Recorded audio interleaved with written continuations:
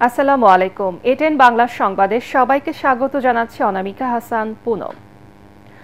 অবিলম্বে নির্বাচনের তফসিল ঘোষণার দাবি জানিয়ে বিএনপি মহাসচিব মির্জা ফখরুল ইসলাম আলমগীর বলেছেন, ধর্মকে ব্যবহার করে ভেদাভেদ সৃষ্টি এবং নির্বাচন বানচালের চেষ্টা করছে একটি চক্র।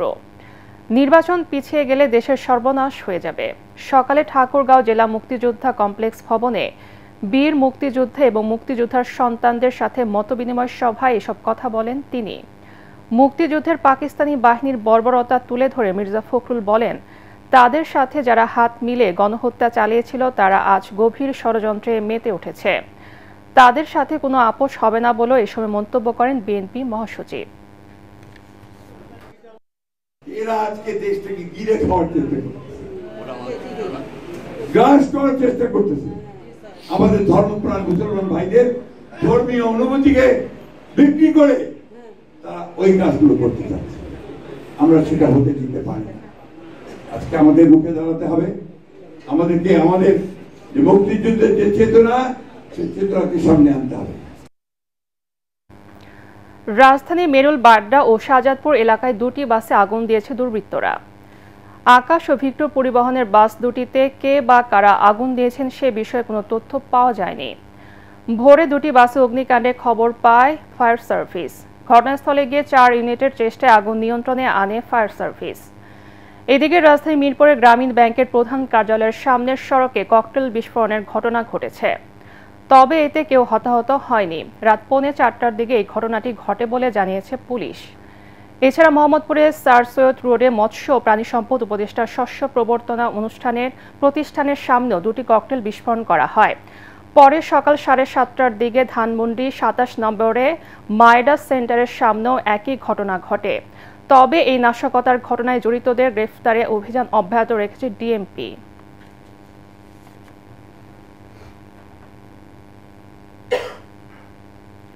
সন্ত্রাস বিরোধী আইনের মামলায় সাবেক মন্ত্রী আব্দুল লতিফ সিদ্দিকীকে হাইকোর্টের দেয়া জামিন বহাল রেখেছে আপিল বিভাগ।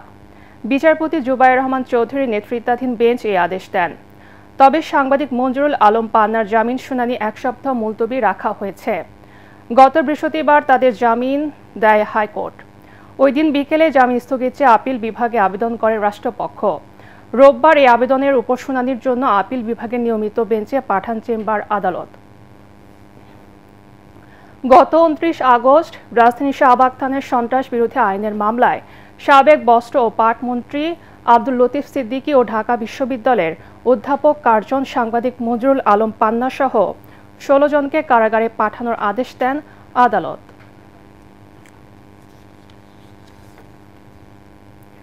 প্রাথমিক গণশিক্ষা মন্ত্রণালয়ের আশ্বাসে কর্মবিরতি কর্মসূচি স্থগিত রেখেছে আন্দোলনরত প্রাথমিক বিদ্যালয়ের শিক্ষকরা। রোববার বিকেলে শিক্ষকদের প্রাথমিক শিক্ষক দাবি বাস্তবায়ন পরিষদ ও প্রাথমিক সহকারী শিক্ষক সংগঠন ঐক্য পরিষদের নেতৃবৃন্দের সাথে মন্ত্রণালয়ের বৈঠকের মাধ্যমে আন্দোলন স্থগিতের ঘোষণা দেন শিক্ষকরা। তবে কেন্দ্রীয় শহীদ মিনারে অবস্থান কর্মসূচি চলবে বলে জানান তারা। আজ অর্থ মন্ত্রণালয়ে বৈঠকের পর চূড়ান্ত সিদ্ধান্ত হবে বলে জানিয়েছেন শিক্ষক নেতারা।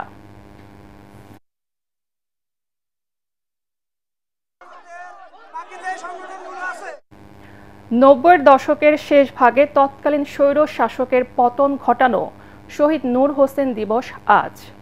1987 সালের এই দিনে নূর হোসেনের রক্তে রঞ্জিত হয়ে ঢাকার রাজপথ। গণতন্ত্রকামী মানুষের আন্দোলনকে অনিবার্য পরিণতির দিকে এগিয়ে নিয়ে যায় তার সেই আত্মত্যাগ। নিজের শরীরে গণতন্ত্র মুক্তি পাক, স্বৈরাচার নিপাত যাক লিখে বিক্ষোভ করছিলেন তিনি। এ সময় গুলি করে পুলিশ। তার এই প্রয়াণ দিবসে গণতন্ত্র মুক্তি দিবস হিসেবেও পালিত হয়ে আসছে। এই দিনে নূর হোসেন ছাড়াও যুবলীগের আরেক নেতা নুরুল হুদা বাবুল এবং কিশোরগঞ্জের বাজিতপুরের ক্ষেত মজুর নেতা আমিনুল হুদা টিটু শহীদ হন। নানা কর্মসূচির মধ্য দিয়ে আজ দিবসটি পালন করবে বিভিন্ন রাজনৈতিক দল ও সংগঠন। পরবর্তী সংবাদ দেখার আমন্ত্রণ জানিয়ে এখনকার মতো শেষ করছি। এটেন বাংলার সংবাদ ইউটিউবে দেখতে ব্রাউজ করুন YouTube/ATN বাংলা নিউজ। ধন্যবাদ সবাইকে।